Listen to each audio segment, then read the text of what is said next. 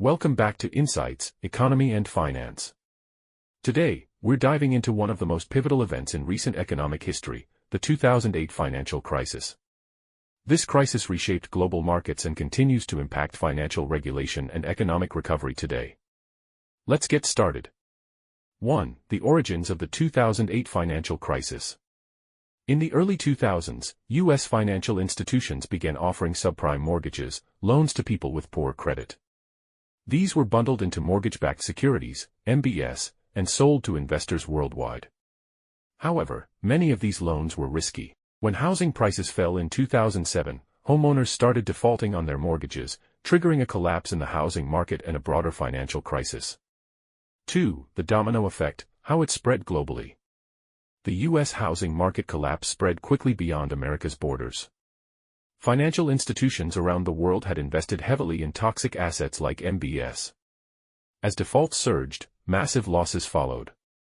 The bankruptcy of Lehman Brothers in September 2008 sparked panic in global markets and led to a credit freeze, where banks were too afraid to lend to each other. Stock markets declined, unemployment rose, and economies shrank, as the crisis rippled worldwide. 3. Government intervention and bailouts.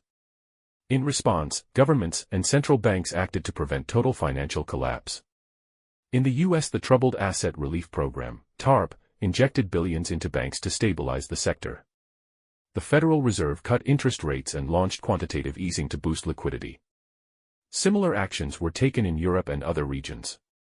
However, taxpayer-funded bailouts were controversial, sparking debates on income inequality and moral hazard. 4. Lessons learned, regulation and reforms. Following the crisis, stricter regulations were introduced to prevent future disasters. In the U.S., the Dodd-Frank Act of 2010 aimed to reduce risks from large financial institutions and protect consumers from predatory practices. Key reforms included stress tests, regular testing of banks to ensure they can handle economic shocks, the Volcker Rule, limits on bank speculative investments, consumer protection, the creation of the Consumer Financial Protection Bureau, CFPB. Despite these efforts, debates continue about whether these regulations are enough to prevent another crisis. 5. The long-term impact. Though over a decade has passed, the effects of the 2008 crisis are still evident today. Economic inequality has worsened, with financial institutions growing wealthier while middle and lower-class workers struggle. Trust in financial institutions has eroded, with skepticism toward banks and financial elites on the rise. Global monetary policy remains shaped by the crisis, with central banks maintaining low interest rates and using quantitative easing. Conclusion. The 2008 financial crisis was a pivotal event for the global economy, revealing significant flaws in the financial system. While reforms have been made, it remains a powerful lesson in economic vulnerability. Thank you for watching Insights, Economy and Finance.